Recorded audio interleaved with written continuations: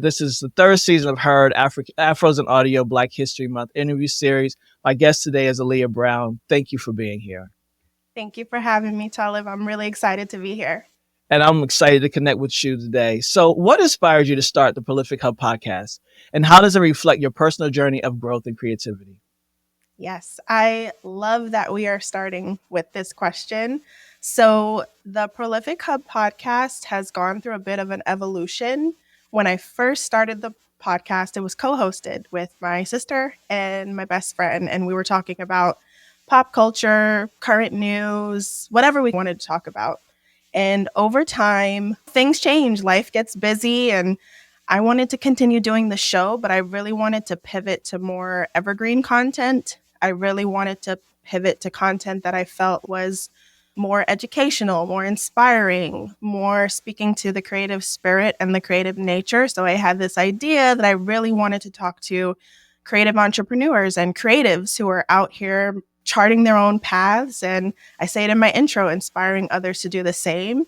And that is really the journey and the evolution. I've had an opportunity to interview some really incredible creatives over the last year, even though the show has been around since 2022. And I get to put a little bit of my own personality in it too. I am on my own creative and entrepreneurial journey too. So I get to share what I'm going through, what I'm working through with my business, my consulting work, and with creating on the podcast. So it's been a really fun creative outlet and an opportunity for me to learn so much, just be a sponge to all of the creatives that I get to speak with. And it's been really fun and fulfilling. That's great. And I really appreciate the story of evolution. There's so many podcasters that will get to a crossroads of their podcast. And sometimes the choice is, I'll just give it up. I'll just quit instead of pivoting, which is an option, and continuing to work, even if it's creating something new altogether. And I can imagine that you were very intentional with even sharing that with your audience about this is changing. Tell us about that. Yeah, that's great because I had a lot of doubts and a lot of questions about it. I don't consider myself an OG podcaster at all. This industry has been around for so long. I'm still very much a newbie in the space. And I had questions about whether or not that's something you could even do. Is it better to pivot and continue with what I've created so far? Should I start over from scratch? How do I do this? So I started joining spaces and communities where other podcasters are talking about their journeys and frustrations, their joys, everything. And I saw other people asking questions as well around, is it okay to just rebrand? Do I have to start over? And so many people just said, yes, rebrand. Explain to your audience that this change is coming, why it's coming. That's something that we should share with the people that support our show and who have been listening to us, and they'll understand. And if they rock with you, they'll continue to rock with you through a change. And I feel like in podcasting and outside of podcasting, we have the power and the right to reinvent ourselves. So why not do it with a show? So I was very intentional about doing some research around that and trying to figure out how to do it in the most tactful way. And knowing that might not be the only time. It may evolve again, but this is the season that I'm in and this feels right now. Yeah, for sure. And to give yourself permission, the thing about podcasting is it is yours. No one is dictating it but you. And to recognize that this is mine, this is something that I'm creating, it's my expression, and however I want it to look, it gets to. And so many people don't even understand that they have that permission, that right. Intuitively and instinctively, I talk about it a lot, especially when it comes to us as a people. We do a lot off of intuition and instinct and saying, you know what, I feel in my spirit this is going to work, or I can do this. And so we do it. But also the extra levels. When you're confident about something, it builds competence. And so you taking the time to say, okay, what have other people done? How can I do this in a way that it's not scary for me and works? It's so sometimes we have to pause and sometimes we have to learn something new. And the fact that you did that is super important. Yeah, your podcast explores life, personal development, spirituality, and creativity. How do you weave these things together in your episodes? I completely agree with you in terms of taking the time to look into details and figure out how you want to move forward. So there are so many themes that I do explore in my show, as you mentioned. And The common thread between all of them is that they're all interconnected. So I think that in many ways, especially as a creative, there's no distinction or hard line between those things. We go through life as creatives. We're always growing personally and professionally as creatives. A lot of creatives have spiritual or religious practices or upbringings, however we would describe it in our lives. And all of those things impact our lives and our work. So when I'm looking at creativity as a thing, a topic, a way of being, a state of being, there's no distinction or separation for me. And I love it when I'm maybe interviewing someone from my show and the things that we talk about, you can see that common thread of just life and personal growth and development and spirituality moving throughout the course of our conversation, how it's showing up in different aspects of their lives, how it's impacting their work and the things that they create. There are so many things that happen to us in life that we use to inspire our creativity. It could be a breakup, could be a transition at work, could be a move, could be a conversation that you hear or that you witness. And there's no distinction to me. So I think it's very powerful to make sure that I maintain that common thread in my show and the conversations that I have so that I remind myself that I learn from others and other people who are listening to the show and feeling inspired. Remember that common thread too. And they feel like it's okay to be their full selves. They feel like it's okay to use their life to inspire their work or their work to inspire, whatever the case may be. I know some people might read that and feel like that's a lot going on there to be talking about in one show, but not really. They're all interconnected. All of it's a lot of the same things, and a lot of it fuels our creative work. I think that's the common thread, and that's why I love to be very clear about that's what we're talking about in the show. Yeah, yeah, no, that is important to be able to be holistically yourself, especially in your expression. Like it's going to come out in some way. If I can't talk about what it is that I'm experiencing, no one else is going to do it. And Right.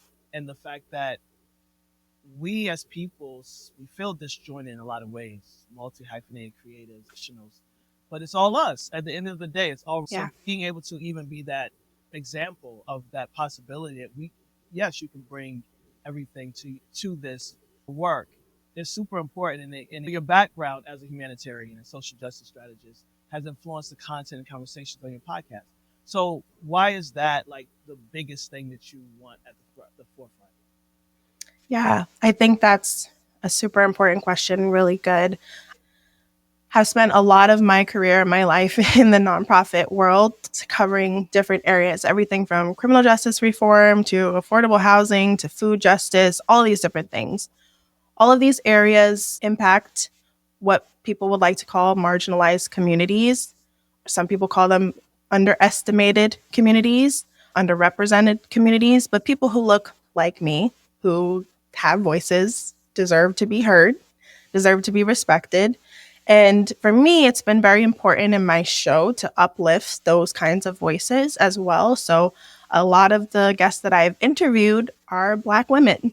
A lot of the guests that I've interviewed are people who maybe are part of the LGBTQ community, groups that have so much power and brilliance and magic, but in a lot of ways aren't portrayed that way in certain places and spaces. I think for me, I always approach a lot of things with a social justice lens. I center a lot of the experiences myself. I'm a Black woman. I love to learn from older Black women who have been around longer than me, who have wisdom to impart on my generation and beyond. And I feel like it's so important to uplift those voices. And in doing so, I think that ties back to my interest in being more of a humanitarian, my interest in social justice, and creating space for us to speak and speak freely and share our inner worlds and the work that we create. So that's been very important for me. And I think so much of the magic that we see in the world comes from the creativity and the brilliance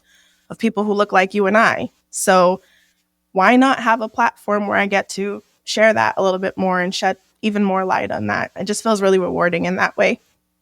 I love that, and I resonate with that so much. Part of my work in production is working with nonprofits and making sure that Hmm. they're able to tell their stories in this work that we do, public policy, humanitarianism. It is that the fact that underserved and underrepresented, underestimated, I love that term. I've never actually heard it before. They're actually terms, they're experiences. We Yeah. love that. It shapes us in ways. And so wherever we are able to disrupt those narratives, not for anyone else but ourselves, is important and it's empowering. So kudos to you for making sure that is central to the work that you're doing. Yeah, thank you for that. And underestimated audiences, I will say that doesn't even come from the nonprofit world. That comes from the for-profit world. There is a marketing expert that I really enjoy seeing their work in the world. His name is Miles Worthington. He works in marketing and he coined that term when you're talking about the marketing industry and who they're marketing to. A lot of times they're not thinking about us. And yeah, he coined that term to really share with folks, hey, that's a $1 billion group right there. Pay attention. Yeah, I love that term Yeah. as well. Yeah, and it's really is cemented in podcasting in a lot of ways Oh, too. yeah. We are really a fast growing demographic of podcast creatives and listeners, and Yeah. but it's underestimated in a lot of Mhm. ways. Yeah. And so when you see the opportunities and access that you're not seeing, but other folks are, it speaks to this historical, way in which industries, Yes. markets treat us. And again, we don't let that stop us. We push through it, and it's important that we continue to do that. And it's important that we highlight and amplify one another Yeah. who Yes. matters. So you've written. I want to talk about your personal growth and your transformation.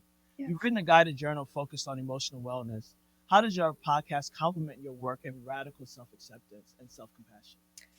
Something that I've been challenging myself to do more with my podcast is be more vulnerable and share more of my own personal experience, not just who I'm interviewing, but actually sharing things that I'm struggling with. I had an episode recently about imposter syndrome. So many people are familiar with what that looks like and what that feels like. Creating the journal, I did that back in 2022, and it was during a time where I was really focused on doing some inner work around how I was maybe showing up in certain ways, professionally, personally. And I had gone through a series of questions for myself that I maybe would see something online and slip it into a question and say to myself, okay, this thing is a statement, but ask yourself, what does this actually mean for you? How are you showing up financially? How are you showing up spiritually? How are you showing up emotionally? And it was really important for me to sit with those questions. And I did them for myself. And I said to myself, you know what? This might help somebody else. Someone else might be able to use this and feel better. So I created and self published my little journal and I put it out into the world, and it felt really good to do. And it's still woven throughout the course of my podcast because I talk about it on the show. I share where folks can look for it and get their own copy, but I also challenge myself to answer some of those questions. I challenge myself to be more vulnerable and to show up in that way. And it allows for more connection with my audience, but also it allows me to go a little bit deeper when I do have guests on the show to really ask the questions that need to be asked because I know it might not just help me, it might help someone else too. I view these pieces of work as things that go hand in hand. I view them as a part of a creative offering that other folks might be able to use to support them on their own journey. I use it for myself to challenge myself to go deeper and to really connect with myself. And I love that the podcast is an opportunity to challenge myself and others to think more about their inner world, about their creative work, about how they're showing up in the world. And I think those two bodies of work go hand in hand. Hmm. You raised such a great point about vulnerability, and oftentimes when we learn about it, we start to think, okay, how can I be more vulnerable for others? But you got to be vulnerable with self first Yeah. for those that truth and that self awareness to come about. So you raised such a great point, and Mhm. for that to be the example that you're leading with inside of the podcast, that once again becomes extremely important work. because whether it's direct or indirect, it's happening. So you mentioned that starting a podcast led you to launch a consulting business. Can you share how the podcast helped you take that route? Yeah. Oh my gosh. A podcast will help you grow your confidence in so many ways. A podcast will put so many things to the test: your work ethic, your organization, your time, man, like everything. So, podcasting reiterated and reaffirmed to me that I already had certain skills and certain strengths. I had started doing consulting work on the side of my traditional job back in 2019, 2020. And then I officially said to myself in 2022, okay, I can turn this into a real effort and do things the right way and not just do it as a side hustle. So I went through all the formalities to form a legal entity and all of those things. And then I scared myself because I was like, oh, I'm really going to do this now. It's going to require a lot of effort to go out there, to get clients, to put myself out there, to pitch, to learn how to do invoice, do all of these very basic things. And I immediately got overwhelmed when I did it. And I was like, actually, maybe I should put this down and just go back to work. So I did that. And then 2024, I had been plotting all 2023 to take a leap of faith and be serious about what I wanted to do. So that's what I did at the beginning of the year. I stepped away from my traditional job at the time and I put everything into my consulting work, working with a few nonprofits to really build up my clientele, my skill set, to prove to myself that I could do it and to carry myself through 2024. Like I said, I planned for it, didn't just up and leave. Like I saved for it, budgeted for it, like I did all of those things. I carried myself through most of the year and then it got to Q4 2024 and I started getting nervous because I was like, okay, a couple contracts had ended. I didn't know what was coming next, but by some miracle, I got another one to carry me through the end of the year. So some of it has been blind faith. Some of it has just been preparation in many ways. I firmly believe in aligned action. Like I can visualize all these beautiful things for myself and my life and the life I want to live, but I know I have to take specific actions to get there. So I've done that as well. Some of it has been knowing really great people who have loved me and supported me and given me in certain places throughout this season. And also, podcasting has just helped me to show me that I can do certain things. It's helped to build my confidence for public speaking. It's helped me to stay on task with many things, get a show out every week while I'm on season, and all of the things. Doing the consulting work has given me a lot of space to do the show in a way that I hadn't been able to do it in previous years. So that it all worked out hand in hand. I don't know fully about 2025. We'll see.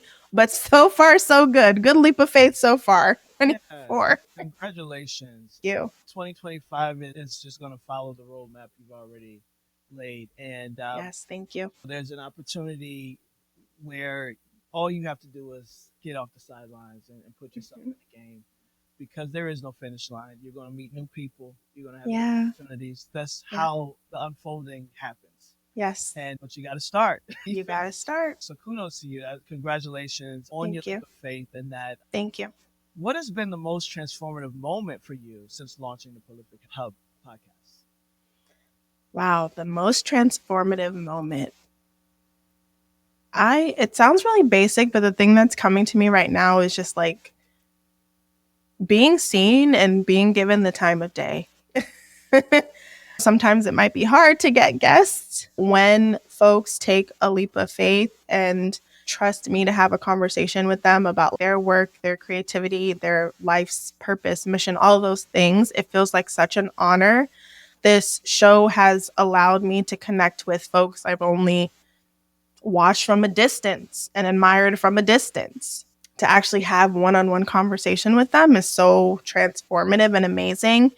It feels so wonderful over and over again to imagine speaking to someone and having a conversation with them and then bringing it to fruition, sitting down to have the conversation, editing the show, and seeing it go out into the ether in the world and be available for other people to enjoy and listen to. And that has been transformative for me. It's been so wonderful to have those experiences, to go through the journey of creating something with my own mind and my own hands and having it available for other people to hopefully enjoy as much as I do. That's felt really good. Mic drop. It's a perfect answer. And I'm curious now, did you experience or consider yourself a creative before you started your podcast? No, that's a great question. I have always, especially in nonprofit work, I have always done policy and communications, but I have never really felt like a creative in that. And it's interesting to think about, like, when I was much younger, I was super into poetry. I would always be going to somebody's poetry show. I would always be writing on my own, but even then I never thought of myself as a creative, and I put my pen down for a really long time and just didn't feel that way. And even when I first started the podcast, I didn't feel like a creative because I was so focused on the nuts and bolts of the show and like the behind the scenes that it didn't feel like, to me, I had not yet made the connection between creativity and like what I was actually doing. And since then, I definitely have. And in doing the show, it's inspired me to do like other creative things, like things I said I wanted to do, that I put down on like a list that I haven't looked at in a long time. I'm inspired to do those things now because now I feel like one. And at the end of the day, I feel like we all are. It's just a lot of people struggle with tapping into that. And I feel like I'm finally in a season in my life where I've tapped into it. And now I feel like one. But I definitely didn't at the beginning. You're like the poster woman for the case for podcasters and podcasting Oh, because you discover yourself inside of it, yeah. and it becomes an opportunity. Yeah. And to do that self discovery part, to really lean into those places that make you feel fulfilled Yeah. and good about self, and just continue exploring. Yeah. Every conversation you have shapes you in a way, Yeah. it transforms you. And so it really, truly, it's the case for more of us to get on this mic and just really begin to explore what we're capable of and find our own voice because this world is deliberate in us losing it. Yeah. Yeah. Wow. That's really profound. I need to sit with that one, but thank you. Yeah, absolutely. So the impact, again, we talked about it. Your podcast serves as a digital archive of personal development and creativity. And how do you help listeners engage with or grow from these conversations? Yeah. I hope that when folks listen to the show, that they feel inspired to reconnect with themselves if they felt disconnected. I feel like for anyone who felt like I did in the beginning, maybe they don't feel like a creative or they don't have an outlet yet. I hope that the show inspires them to discover what that is, even if it's a new hobby. I hope they view themselves as the creative that they truly are. I often say that the nature of the human spirit is creative. And I feel like if we can find our way back to that, a lot more of us would be at peace. A lot more of us would feel fulfilled. There's something outside of that for us. So I hope that when folks listen to the show, that's what they feel, that's what they experience. I hope that they can see themselves in the stories that I share in the show, both personally and when I'm talking to guests. I hope that they feel seen and heard in that way, especially if they're walking through life not feeling that way. So that's my hope for the show. That's my desire. I hope that they laugh too, because sometimes there's a funny moment. I just hope that it feels joyful and inspiring and helps them to get back to their creativity in whatever capacity that looks like for them. Mm-hmm, mm-hmm. How do you cultivate a sense of community through your podcast and your work? Oh, yeah. Community is so important. And sometimes it feels, especially when you're like starting out, like sometimes it does as a podcaster feel like you're talking into a void sometimes. But when I get, maybe like I use Buzzsprout as my hosting platform. So when I get like a text to the show, or if I get an email from someone, or even a text from like people in my own life who listen to the show and support me, and they're just like, you do such a good job, and they give me genuine, like, that feels so rewarding, because then I know it's reaching someone, or even a random stranger on YouTube. Like, my YouTube channel for the podcast is very small, but every now and then I'll get like a random comment from someone who's like deeply moved by an episode, and I'm just like, oh, this is what I do it for. This reminds me, and I have hope. I see communities that have grown for other shows over the years. Back in October 2024, I went to a live show for Balanced Black Girl. And it was so beautiful to see the community come out and support that podcast host and sit down for a live recording of the show. And it was so wonderful to walk into a space with several other women who are all there for the same reason. Like, we don't know each other personally, a lot of us, but we've brought friends and we've built this community around this show that we listen to that helps us. I would love to get to a place where if I say I want to do like an activity or a get together, like, people who support the show would show up and meet each other. Like, we're all here for creativity and the same reason. So it can sometimes feel hard and slow to build, but I know on the other side, it's rewarding to have that sense of connection and camaraderie.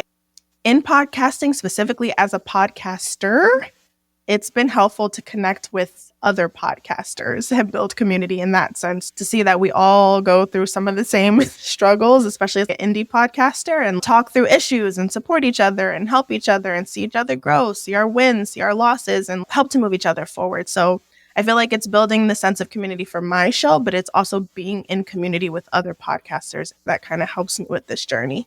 Yeah, and to your point, she became possibility in that moment, having that live show, seeing people come out. And a part of community is collaboration. Yeah. You don't have to do everything by yourself. Just simply saying there's opportunities for you to do live shows with other podcasters who may already have their audience, and you build it together. There's opportunity there. So I'm glad that you had that experience, or that's a desire of yours, because it is possible. Yes. Period. So you've interviewed dream guests like Levon Briggs, Ebony, Janice Moore, and Minister Jazz. Oh, I know Minister Jazz. Yes, you do. What do these conversations teach you, and why were they significant for your audience? Oh my goodness. I love when Black women and femmes get into their bags about dreaming, resting, imagining new worlds, playing, connecting to our bodies, creativity. I feel like that's so important. And Levon Briggs is someone who I've followed online for a very long time. She goes by Pastor Bay.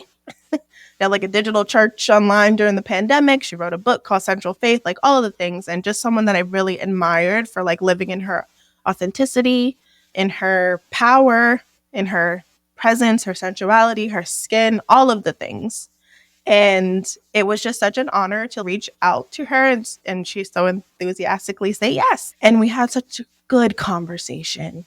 Ebony Janice Moore is incredible, mastermind in so many ways. And to talk with her more about her book, All the Black Girls Are Activists, and hear more about her mission toward leading women to pausing and dreaming and resting and playing and tapping into soul and spirit was so important to me. It's such a great conversation. And it's Jazz, just digital mastermind, digital soul artisan, all of the brilliant things, and learning more about her journey and her story and her experiences. And as someone who has been very curious about AI and dabbled in it a little bit, just learning more from her and so many others. I've had Vanessa Aldrich, so many people on the show that I've been so honored to really talk to and connect with and learn from. I feel like a sponge in those conversations. And I feel like they're so rich for other people who might be curious about certain topics or looking for something new to listen to, and who might be curious about things like spirituality and how that shows up in creative spaces and how those intertwine. So those have been really powerful conversations, and I've just been so honored that, people take time to talk to me and come on my show and share their brilliance with myself and my audience. That's awesome. And I think it's important, this next question, for people who are considering having an interview podcast. but also those who are in it and still trying to feel that connection. That do I connect more with my guests? So, Yeah. how do you prepare for interviews to ensure your guests feel heard and their stories are shared authentically? Yeah. That is a great question. I've definitely felt it when I have not prepared. So, in order to prepare, I make sure it's very intentional. If it's someone that I'm personally interested in and I already have a sense of them, just do a little bit more research. For other guests, I've listened to other podcasts that they've been on, the kinds of things that they talk about. Like, I already know what I want to talk to certain people about, but I do some additional digging and research to see what they talk about when they're on shows, what work they've put out into the world.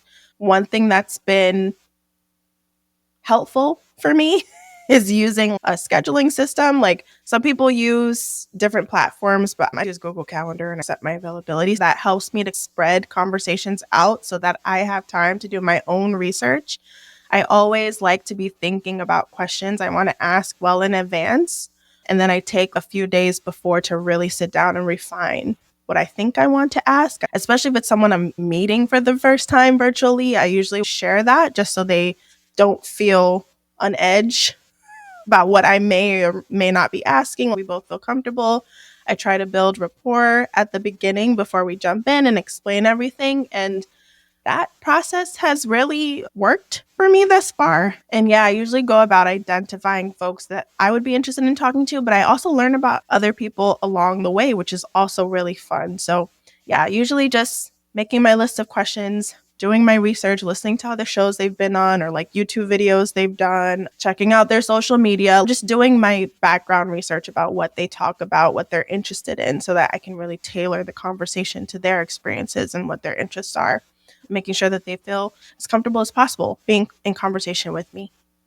Yeah, that's nice. And like I said, it's so important, the intentionality behind and the guests. It's important and it supports in the sustainability of Yeah. the podcast, that competence. And because this is such a central aspect of your podcast, I would be remiss not to talk about your ideas around spirituality and creativity. Um, Yeah. how do these elements intersect for you? Yeah. I always like to be very mindful about what I think in this space. And I've had incredible guests on my show who also talk about this and explain this very well in a way that I feel very aligned with, from Vanessa Aldrich to Ebony Janice to Levon Briggs. But I feel like at our core, and I say this all the time, the nature of the human spirit is creative. We are born of creation. It is our duty to create and pour creativity back into the world. I think that we're most aligned to our true essence when we are being creative, when we are writing our books and our poetry, when we are creating music, when we are creating our podcasts, when we are creating a piece of art, when we're acting. Like we are our truest selves when we are in our creative bag.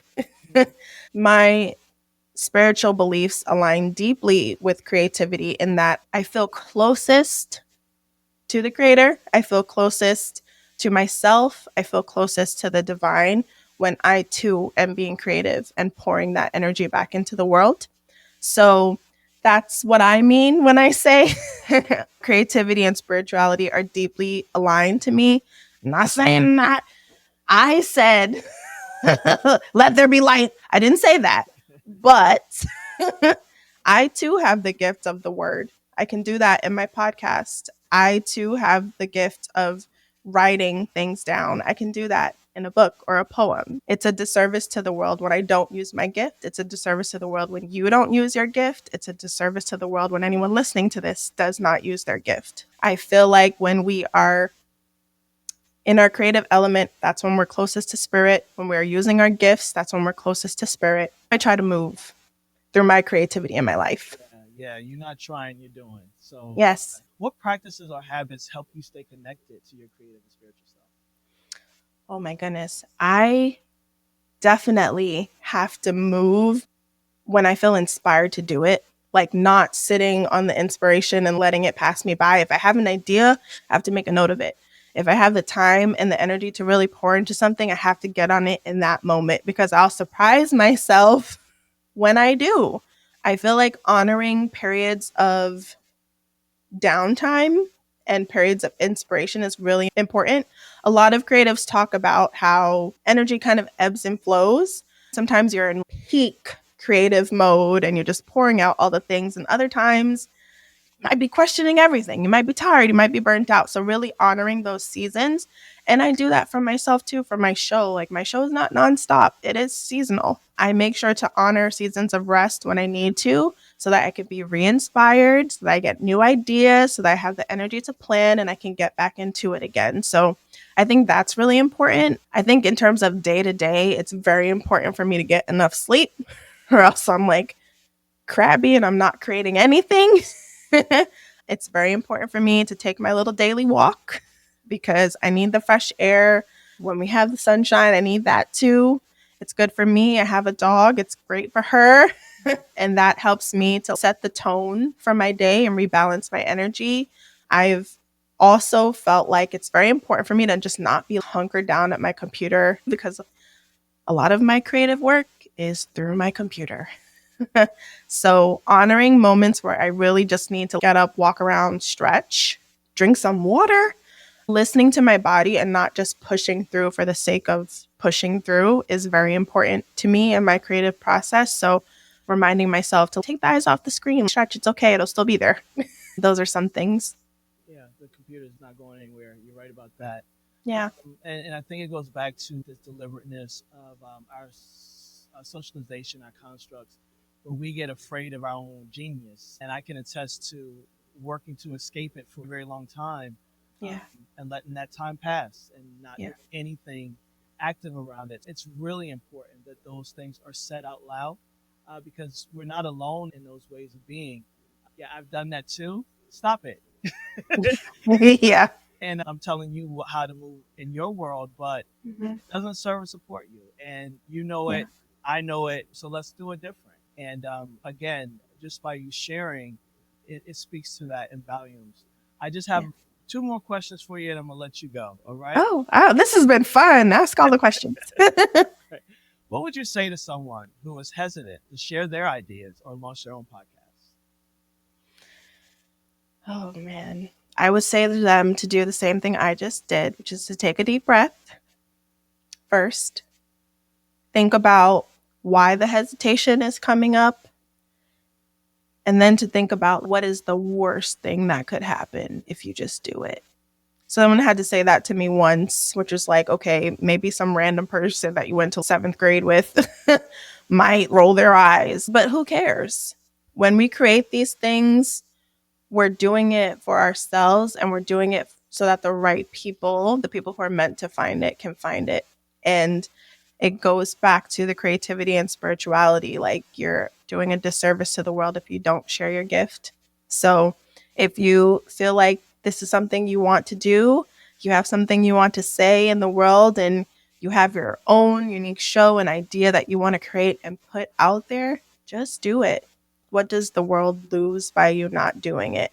We're also living in a time period now where, depending on your algorithm, your networks, your timeline, some people are saying to podcasters to put the mic down because unfortunately the foolishness does go viral. But at the heart of it, there are so many podcasters that are talking about really serious and important and valuable topics. So I think a few folks who go viral for negative things shouldn't diminish what everyone else is trying to accomplish in this space. The world benefits from each of our brilliance. So, yeah, think about what the hesitation is and do it anyway. I have an episode on my show that's about doing things scared, doing things alone, and doing them anyway. Because sometimes we just have to push through the fear and the hesitation and yeah, to just do it. I was also nervous about pivoting. I was like, who would still listen? And I did it anyway. And it feels great and it's so rewarding. Yeah, a friend of mine, his name is Zen Brown. So it's something about y'all Browns. Yeah. He said, "There's no failure in creation," and he Yep. was telling me that at a time where I needed to hear that. I Yeah. appreciated that level of support because you did it. Either way Yes. it goes, you put yourself out there, you create it, and Yeah. there are things to learn inside of it or Yes. discover. Therefore, there is no failure in creation. Yeah, I love that. And but the one of the other things that can happen is you might try it and maybe you discover that you want to go a different route, but you won't know until you try. Hmm. So I completely agree with what you said, with what your friend said. Yeah, Yeah. yeah. All right. So I have one last question for you, and then I'm going to ask you to tell folks where to find you, how to listen to the podcast, all that good stuff. Okay. What legacy or impact do you hope the Prolific Hub podcast leaves for listeners? Oh my gosh. Legacy is such a big question. And I ask it to my guests. Like now I'm the one that's on the spot. I love the idea of putting something that I feel is great and incredible into the world, and the fact that it can be discovered even beyond me. When the day comes when I'm not here anymore, someone might still be able to listen. I was listening to an episode of The Daily, I think it was, or Up First, something. And they had done an episode recapping basically Nikki Giovanni's life and a conversation that she had earlier in 2024 before she passed away. And they played it in honor and remembrance of her. One of the questions they asked her was like, what do you think about legacy? Do you plan to have one, leave one? What do you think about it? She was like, no, I don't think about that. And I was thinking to myself, what a profound thing to say from someone who is such a staple in our culture and our society, like someone who is so brilliant. But I do think about legacy. And I feel like when I'm not here anymore, the things that I've created will still be here. My podcast, what I write, what I do, like those things will live on, and someone will still be able to find them and learn from them and discover them, and it will still be able to impact them even when I'm not here. Makes me think about so many of these historical figures or mythological figures who were so obsessed with their names living on even beyond them. And it's true, it's happened, right? We think about certain stories and certain historical figures who have been gone for so long, but we still know their names. I think about that sometimes with my work. Not necessarily that everybody will know my name, but someone out there might be able to find my work and it might be able to support them and inspire them and encourage them and help them. And to me, that's what legacy feels like. Yeah, I appreciate that. And I appreciate this conversation with you. It's been great, Aliya, getting to know you, learning more about your podcast, but more importantly, just learning more about you and the work that you're doing. You're doing important work here. And I think anyone that gets to listen to this episode is going to want to know more because Yeah. there's a lot to know. Thank you so much for taking the time. Thank you for having me. This has been so great. I've loved being in conversation with you. You're also very intentional. It's been great to go back and forth with you. Thank you for all these great questions. And yeah, this has been so beautiful. So thank you. Thank you. Yeah. Tell people how to find you. Anyone who is interested in the Prolific Hub podcast, you can find it wherever you listen to your podcast. We're on all of them: Spotify, Apple Podcasts, iHeartRadio, like all the things. You can also find us on social media at the Prolific Hub Pod. And you can find me at my website, aliyacheyenne.com, ALIYACHEYANNE.com. Okay. And then the YouTube channel. Yeah, so I do put the videos up of the podcast. It's not just audio only, it's the Prolific Hub podcast. It's a tiny but growing channel. So if you're interested in the visual aspect of the show, check that out. All right. So, once again, thank you. We're going to close up. I certainly appreciate this conversation, and I look forward to having many more with you. Yes, me too. Thank you so much. This was great.